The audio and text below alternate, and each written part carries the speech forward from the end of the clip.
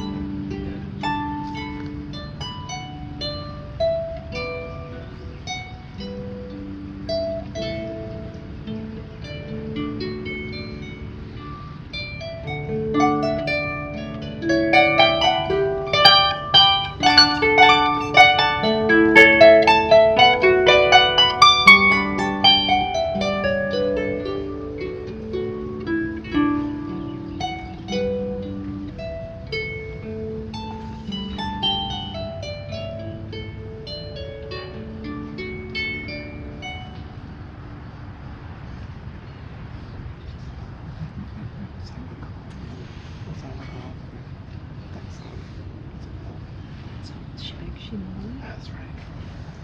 That's right.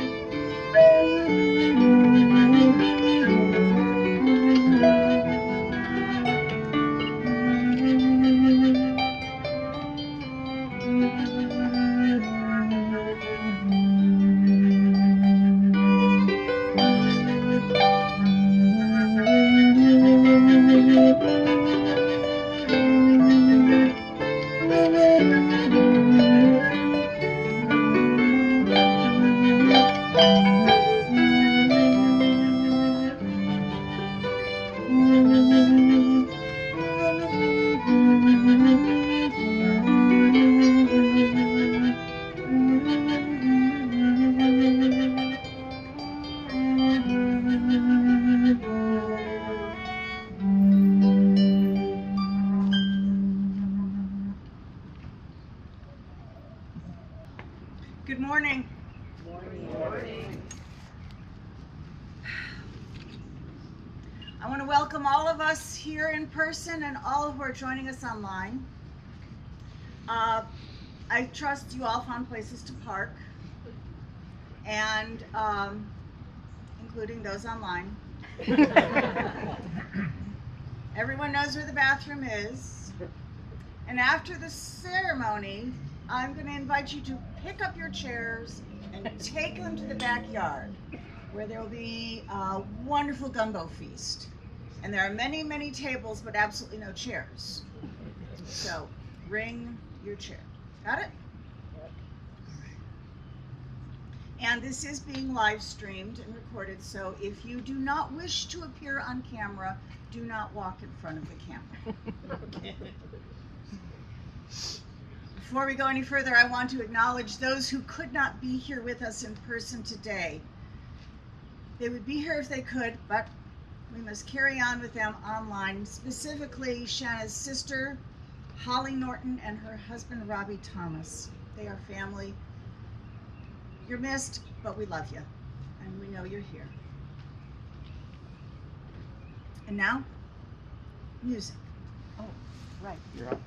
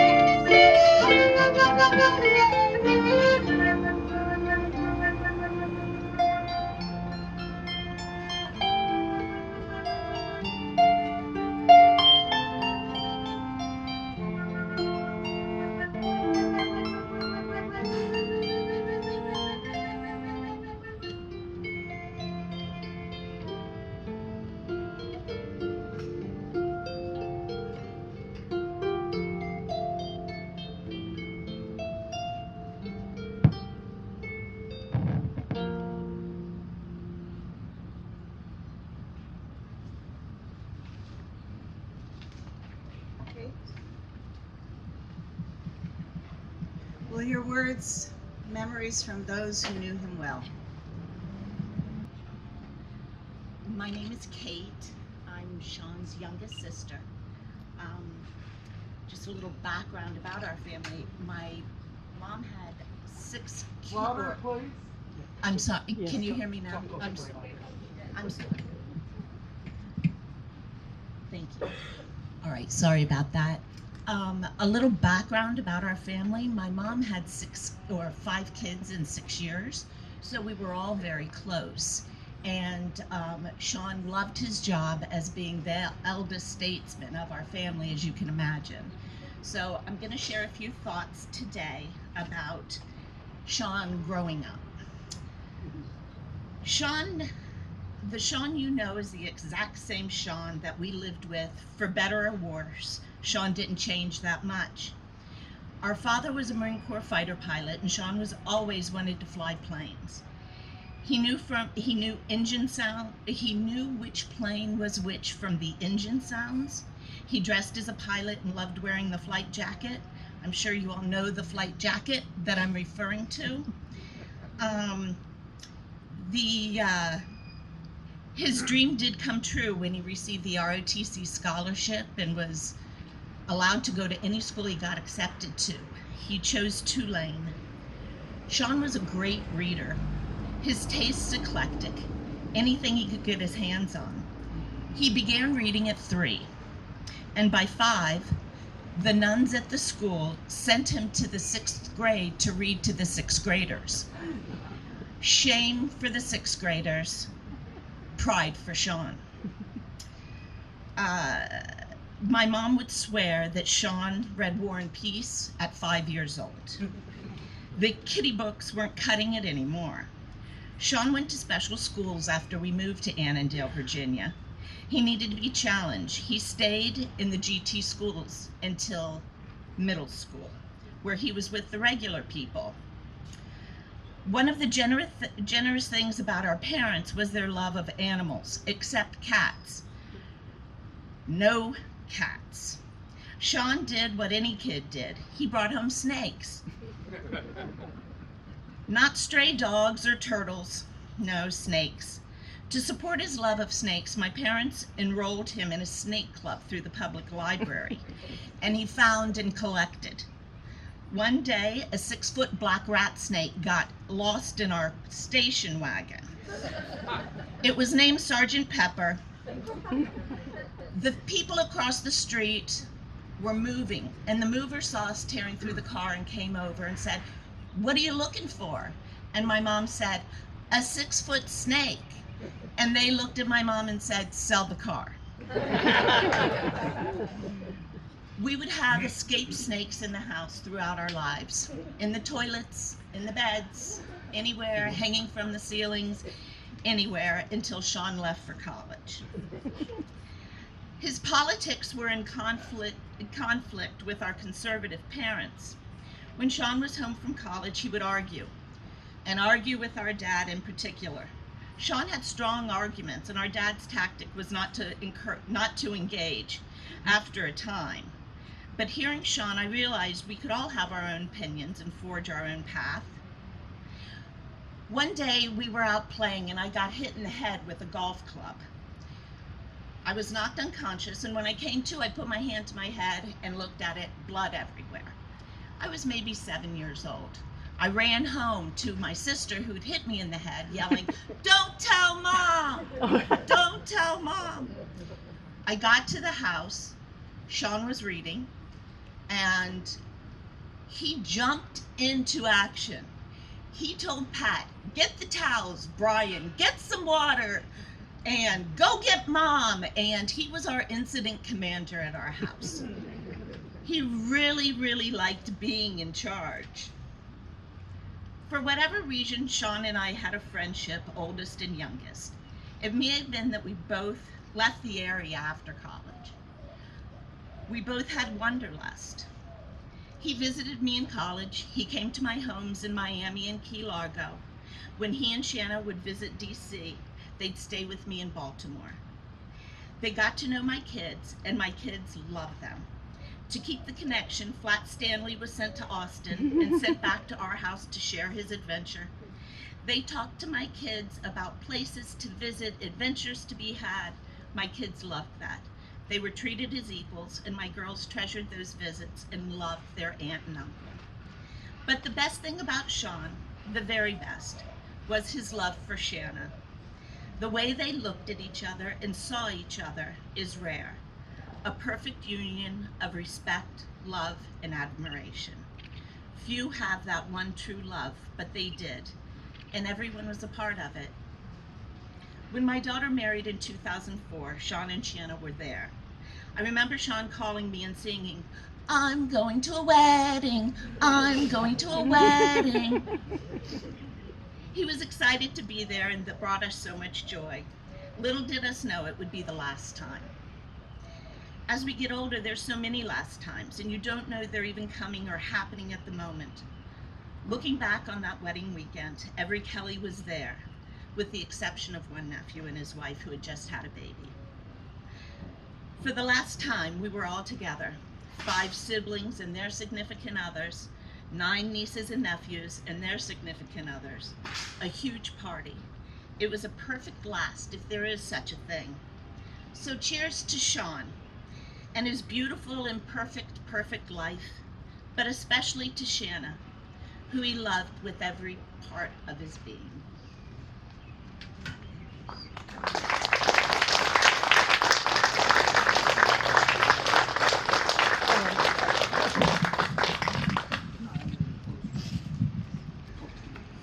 Hello, everyone. Good turnout. And thank you very much, Shana, for giving me the opportunity to come up here and speak. Introduce yourself. My name's Monty Newton. It's my wife, I want to say. I was going to get to that. This is my wife, Nell. We've known Shana and Sean for 35 years. So here's how it started. In 1991, our wives met, but they were girlfriends then. That's what we called them. Somewhere, I don't know where they met, but with these women, it meant getting together, and that meant dinner. Our wives had already observed that we were both geologists and that we both used to fly airplanes, so they figured we'd get along pretty well. And of course we did. We got along great. It was the start of 20 or 25 years of shared dinners. But the thing that Sean and I shared most in common, besides being geologists, was that we'd both been through a half a decade of unemployment because the oil and gas industry was just completely collapsed in the mid-'80s, and we'd spent 5 years or so underemployed and trying to get back into the field. And it was very difficult. And he and I had that in common, and we both had a focus to do that. We had both entered the industry as what's called mudlogging, which is kind of a rough field term for a rig geologist. We both lived on drilling rigs. Sean was in the North Sea. I was all over West Texas out in the desert, and it's not much of a life. And then we were unemployed, but we both persevered. We didn't consider law school or insurance or sales. We kept working on it. We maintained our focus and resurrected our careers. By 1994, we had married our girlfriends in May, same month, a couple weeks apart, I believe. We didn't have a dual wedding, but we could have. We got state jobs, and we were able to come home and be with our wonderful wives every day at 5 o'clock and get paid. So over the decades, Sean and I exchanged countless books: history, U.S. Civil War, World War II aviation primarily. I could never keep up with his reading level. I mean, I was just in his library just now looking at those incredibly long Thomas Pynchon and Neil Stevenson tomes, that I could never read. And I assume he read them. But we shared history. And of course, as you know, you can talk with Sean about anything, really. Our children grew up loving the company of Shana and Sean. We shared so many dinners, and they recall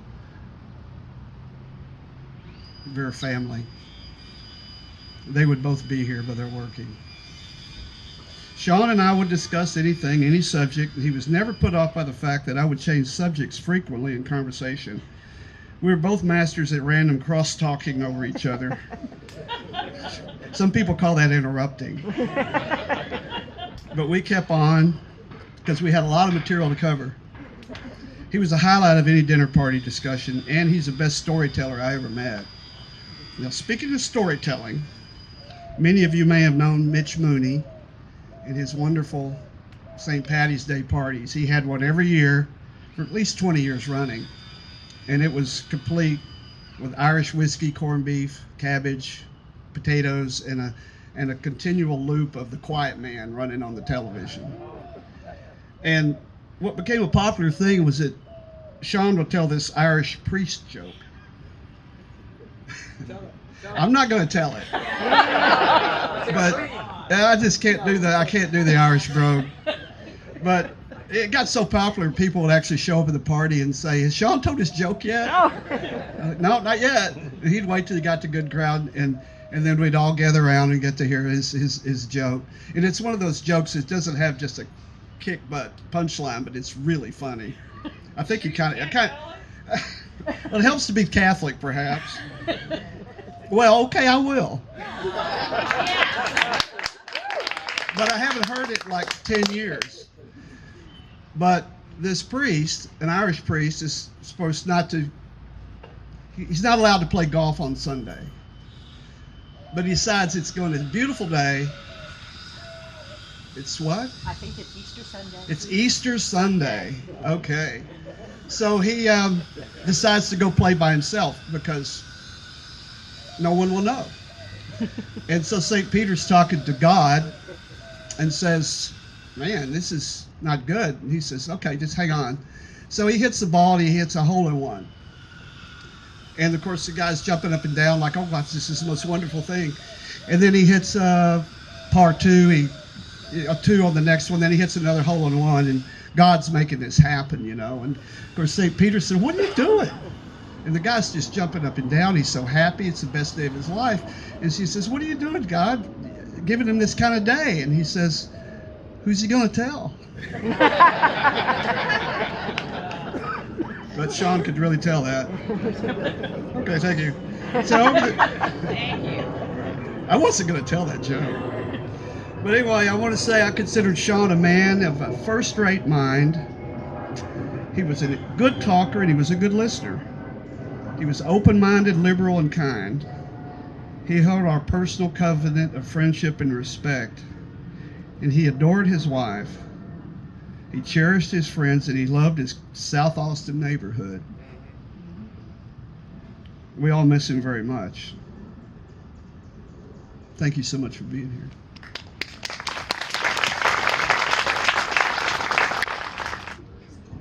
There we go. Hi. I'm Gene, and I was Sean's friend and roommate in college. I was going to start with something silly because I thought that the urn with his ashes would be here. They're there. And I was going to tell him that he's changed a great deal since I've last seen him. Or something like that when we were in college, we talked about our earning capacity, but we had no idea that we would mean it in that context. That's inappropriate. So in all seriousness, we all know Sean, and we all know that the man should have been put away years ago. So with Sean, I thought a lot about, well, what stories could I tell, right? What stories? But with Sean, it's not the relationship or background where, oh, remember the time when he did such and such. The relationship, as you all know, with Sean, it's not so much story related as it is about the dynamic of the interactions, the personal interactions, that dynamic, those stories, which resonate with each of us has them. When I first met Sean, we were pledging Beta Theta Pi fraternity, and during one of the Rush events, they introduced me to, hey, I want you to meet somebody else who's going to be pledging. And I was from California, from Southern California, pretty full of myself, wearing my blue jean vest and my hat. But so they introduced me to this guy. This is Sean Kelly. And here's this guy who's got this, like an afro and beads. And none of it made any sense to me. But it was clear to me that I was going to be pledging a fraternity with eclectic people, very different people. And what further didn't make any sense to me was that here is this guy who's dressed like this, and hi, I'm going to be in the Air Force. I'm in ROTC. And I thought, this is not the place for me. This is the wrong fraternity. This isn't the place for me. So it was just incongruous. It didn't make sense. But that's how it started. He was unique. He didn't fit into the typical pledge mold. One of the things, one story, is that one of the things they used to do for pledges is they would kidnap you. And the seniors or juniors would gather you up, they'd put you in a car, they'd drive you down. This was to the remote parts of New Orleans and have you find your way home. So one day I remember we were at the fraternity house, and it was like in a movie. A guy had like this old Mercedes. It looked like a mafia vehicle that drives up, and we're going to get Kelly. We've never gotten Kelly. Got to get Kelly. He was had a way of being evasive. But they took a team of them, and they gathered him up and wrapped him up. And before I know it, Sean's back. He had escaped from, he didn't even get in the car. And what was interesting to me about it is that Sean didn't fit into a mold, but there was a dignity, a quiet dignity, that just, he was disgusted by the fact that they were going to do this. It was childish. I'm willing to do a certain amount of things, but this is childish. I'm not going to do it. There was a sense of self and a sense of dignity that was unique. I hadn't seen that in anyone else. I won't tell you about the times I was kidnapped, but he didn't.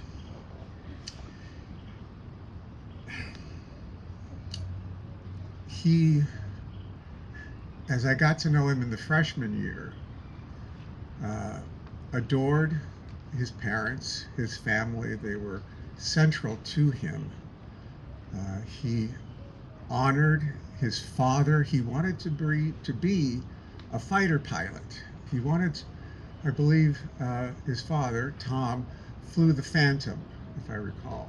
And that's one of the things he wanted to do, wanted to fly the fighter planes. But it was amazing to me as I got to know him more, is that here he's carrying this load of Air Force ROTC education. Because I should say, after that fraternity meeting and he comes back and classes started, here comes this guy who had this fro, and he's got the uniform, the short hair, and it was holy mackerel. He carried both of those parts with him. But what I was going to say is, as he was studying in the ROTC, he did those classes, he did geology, but most of the time it was reading science fiction, primarily science fiction. And how he was able to do this and maintain his courses and ROTC and read as voraciously as he did was mind-boggling to me. We became roommates in sophomore year. We were able to share our room in the fraternity house. And what I would say that I learned about Sean then was he had an unlimited sense of curiosity, an unlimited sense of hospitality beyond fraternity, of making the stranger feel welcome. Always, always, always with a book, always, from what I remember, with a cigarette. Late nights, going to bed, Sean's up, it's 2 o'clock, it's 3 o'clock in the morning, and he's still reading all the Thomas Pynchon, everything. Music, his passion, his interest in the Grateful Dead at that time. And I remember him saying, well, I said, well, why are you so into the Grateful Dead? It was, what had touched him was the element of spirituality, musicianship, and the fact that when things really kicked off with the Grateful Dead, the most that Jerry Garcia would do is maybe put his foot out, and it was not a lot of hoopla to it. And so I learned to like the Grateful Dead through that. Sean, through whether it was through science fiction or it attracted him, he was a humanist. I don't know if you know the author Harlan Ellison was a humanist. There was not a mean bone in his body, ever. Never saw humor at anybody's expense. But he was mischievous. He was mischievous. We had a thing in the fraternity house on the top floor, which I don't know if he built, but there was a window in the attic, and it was called the Hooter Shooter. Has anybody ever heard of a Hooter Shooter? Just one.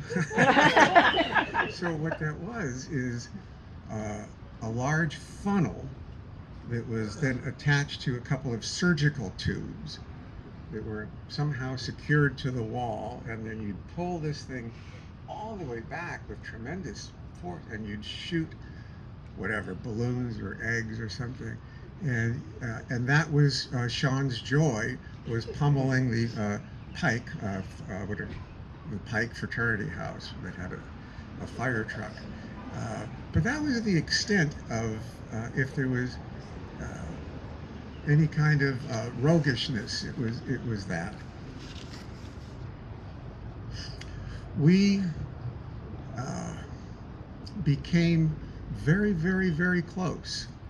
I don't know why we could not have been more different. I was going into biology, and then ultimately that didn't work in philosophy. It ultimately wound up in law. But if you had to pick two people that could not have been more different, if I had to find somebody, it was Sean Kelly. And yet our relationship became such a combined identity. It was Elliott Kelly, Kelly Elliott, in everything, and I can't tell you what those stories were, but he became a part of me. We did, he introduced me to psilocybin in many different forms, because back in, say, freshman year, marijuana, well, that was not a big deal, but psilocybin. And it opened up a lot of doors to me, and we spent a fair amount of time doing that. And it led to a lot of adventures, but also to an extraordinary closeness and mutual respect and admiration.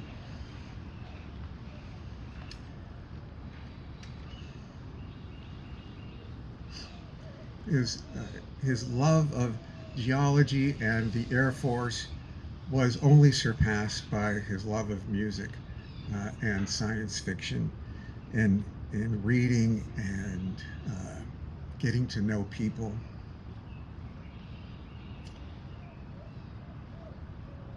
We took very separate paths over the years. I then After my senior year, we stayed in touch, but our lives diverged, and we both, I think, mutually respected that and gave each other that kind of space to grow in our lives, and Lord knows how he loved you, Shana. When Shana informed me of Sean's passing, I'll just share with you that I wrote, Sean was, is, and will always be one of the deepest parts of myself. We were so very, very different, and I loved him so much. We were the most unlikely of friends, but he became my brother, my confidant, my mirror, my window, more than my best friend. Time, distance, and the divergence of the paths of life would never change that. So special, unique, loving, brilliant. In many ways, a different dimension of a different dimension. Finding his way and his place here while leading others to explore places within themselves of love, compassion, and caring they otherwise may never have gone. Godspeed and travel well, my dear friend Sean Kelly, as I know you will. I trust and hope we shall meet again.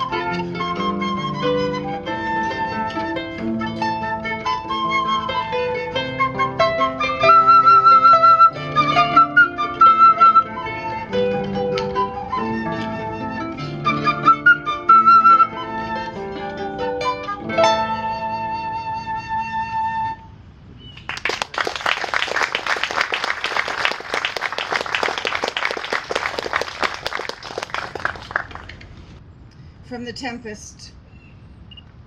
We are such stuff as dreams are made on, and our little life is rounded with a sleep. No, just trying to get it just kind of there. More or less.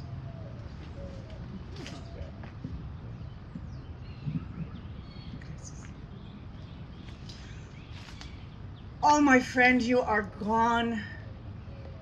And here we are to remember all the fullness of your life.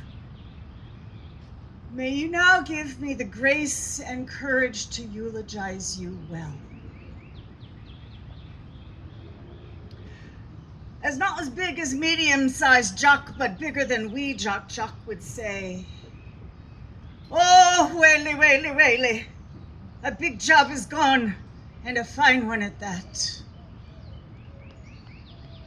Sean was a gent who dressed well for every occasion, and naturally he owned a tuxedo, and naturally he looked good in it.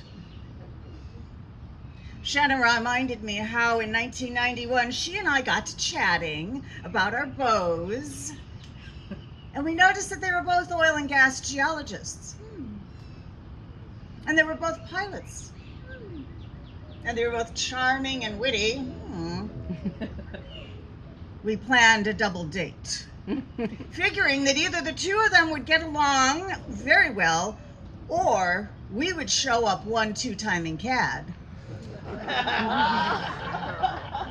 As it turned out, Sean and Monty were two very separate gents, and everything clicked. And here are some of the early memories. Before we were all married, Monty was out of town and I was stopping by to feed his cat, and Shana and Sean were with me, and Sean went out into the backyard to explore, and he heard some faint squeaks, little chirps, and he carefully tracked them down to a big pile of leaves, and he gently began digging in the leaves and found a small baby possum. More digging uncovered 5 more possums, and we guessed that the mama had hidden them and then gone off and never came back, and they were cold and hungry.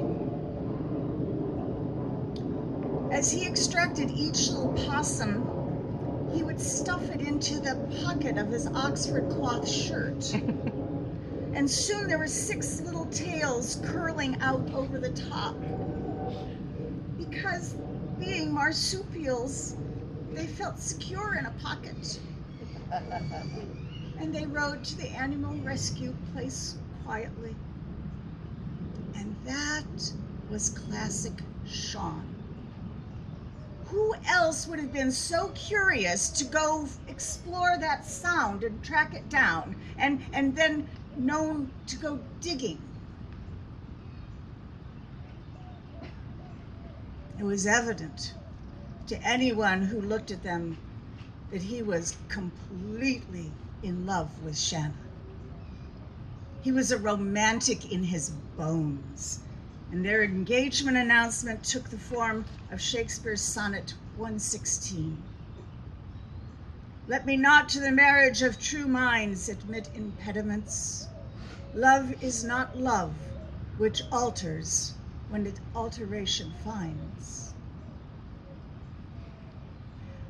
While modern couples might pledge their love for all of our days together, Sean was a firm traditionalist, and they vowed to be married until death do them part. No, my friends, I cannot believe that even death has parted the marriage of their hearts. For a person who only ate once a day, Sean did love good food. Once, we made a wild plan to prepare an authentic French cassoulet. And our combined efforts, it took 3 days. and Sean prepared the duck legs and the pig's feet, while I was in charge of cleaning the leeks and simmering the white beans. And finally, the ingredients were all assembled and baked for hours. When the glorious dish came out of the oven with red wine flowing and a sensible salad somewhere off over there, baguettes lavished with butter, we feasted like French peasants. And then, the next day, we all farted like French peasants. The kind of farts where the cats leave the room and won't look at you for 2 days. The meal was deemed a complete success, but some wisdom prevented us from ever doing it again. And we often shared preparations for Thanksgiving. And one year I procured this enormous heirloom turkey, and Sean set out to spatchcock the bird. And it was partly because it was so big, and partly because he just loved saying spatchcock.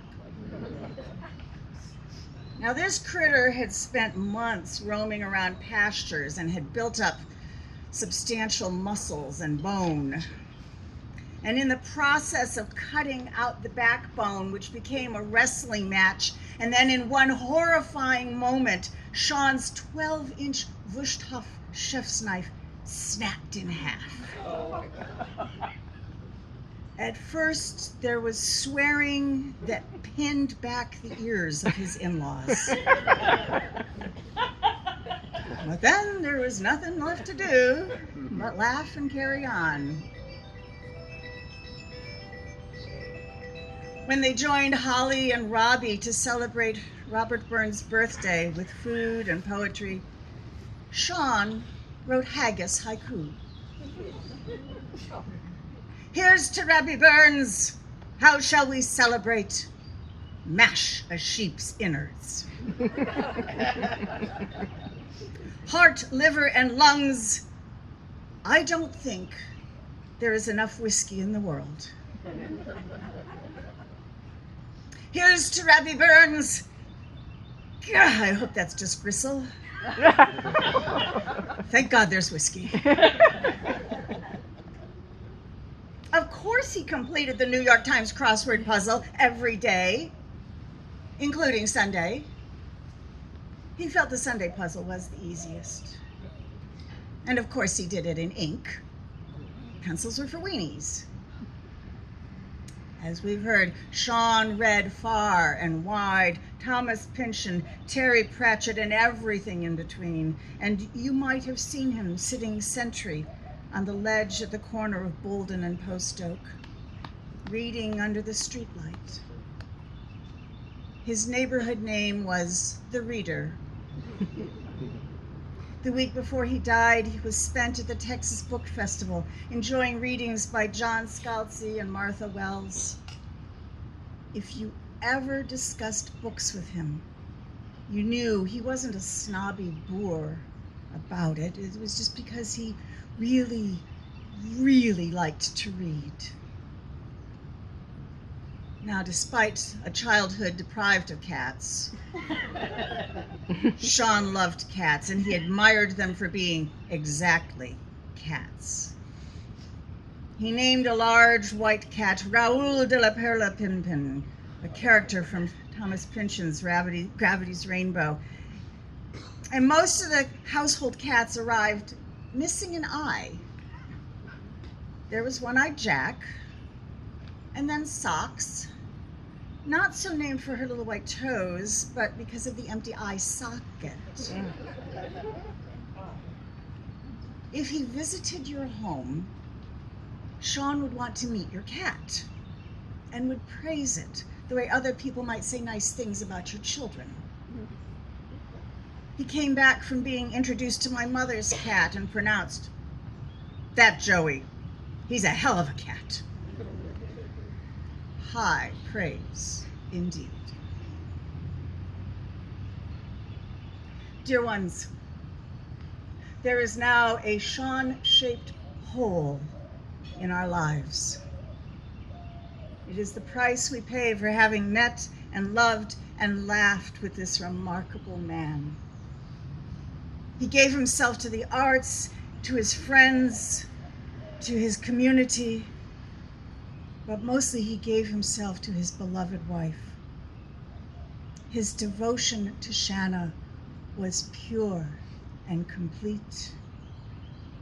May their love stand as an example of steadfastness, joy, and comfort. Let it now be our work to love Shana forward as she carries his memory. And may all these memories forever be a blessing in our hearts. May it be so, and blessed be. Stuart?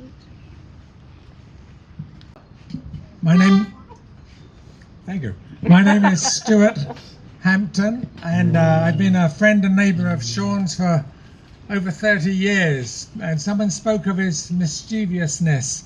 Very true. He also had a great ear for satire, and I'm going to honour him today by singing a song that he sang exactly where I'm standing 2 years ago during Play Music on the Porch Day. It's a song, a satirical song by Tom Lehrer about feeding pigeons. I think some of you will know it. If you do, please sing along. But I just want to put this announcement before I sing it. For any animal lovers out there, this is satire. No animals were actually harmed during the creation or production of this song. Okay, got that out of the way. Secondly, I have a personal connection because as a young man, I was a pigeon feeder. I grew up just north of London, and every few months my parents would take the kids in the 50s and 60s.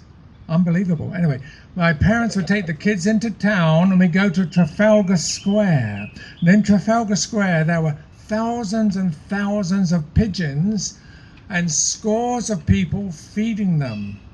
And I at an early age became a pigeon feeder. And what you do is you go into the square and you buy a bag of peanuts or bird feed, and then under the watchful single eye of Lord Nelson, you extend your hand with bird feed or peanuts in it, and instantly there are a dozen pigeons all over you. They're on your hand, on your arm, on your shoulder, on your head. Such fun, such fun. But I have to report that in the last 40 years, when I go back to England, which I do every year, and go to Trafalgar Square, which I do every year, there is only a handful of pigeons walking around. Thousands and thousands of birds are missing. And I think it has to do with this song.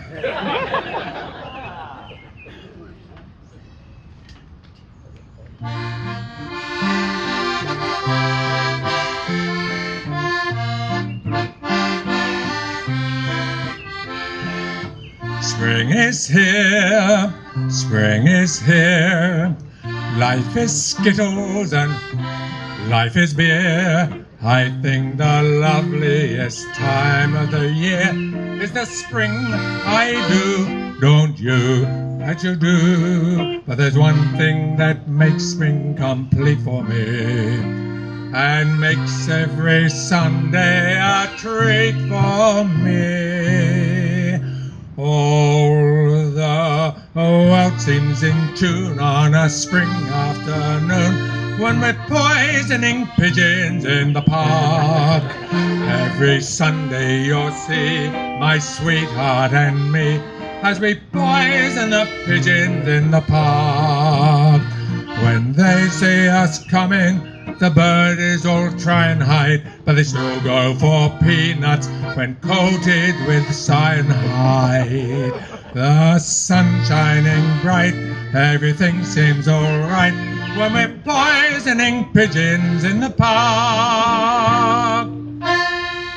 We've gained notoriety and caused much anxiety in the Audubon Society with their games. They call it impiety and lack of propriety, and quite a variety of unpleasant names. But it's not against any religion you want to dispose of a pigeon. So if Sunday you're free, why don't you come with me and we'll poison the pigeons in the park, and maybe we'll do in a squirrel or two when you're poisoning pigeons in the park. We'll murder them all amid laughter and merriment, except for a few we take home to experiment. My post will be quickening with each drop of strychnine we feed to a pigeon.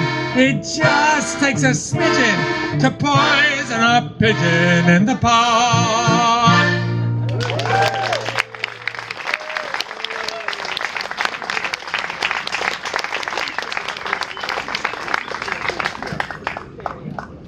Of time, and they are told of when, the eternally surprised, who considered the nature of time and understood that the universe is, instant by instant, recreated anew. Therefore, he understood, there is in truth no past, only a memory of the past. Blink your eyes and the world you see next did not exist when you closed them. Therefore, he said, the only appropriate state of mind is surprise. The only appropriate state of the heart is joy. The sky you see now you have never seen before. The perfect moment is now. Be glad of it.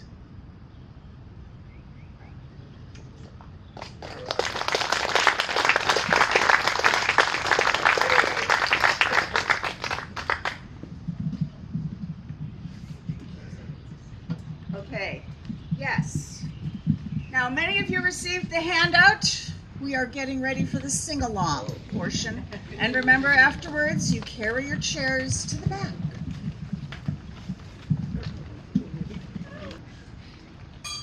Great song from Pete Seeger and Woody Hayes.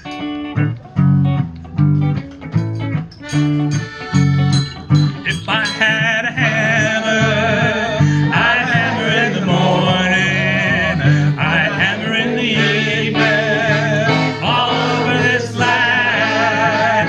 I'd hammer out danger, I'd hammer out warning, I'd hammer out love between my brothers and my sisters, all over this land. If I had a bell, I'd ring it in the morning, I'd ring it in the evening, all over this land. I'd ring out danger, I'd ring out warning, I'd ring out love between my brothers and my sisters, all over this land. If I had a song, I'd sing it in the morning, I'd sing it in the evening, all over this land. I'd sing out danger, I'd sing out warning, I'd sing out love between my brothers and my sisters, all over this land. Well, I got a hammer, and I got a bell, and I got a song to sing, all over this land. It's a hammer of justice, it's a bell of freedom, it's a song about love between my brothers and my sisters, all over this land. It's a hammer of justice, it's a bell of freedom, it's a song about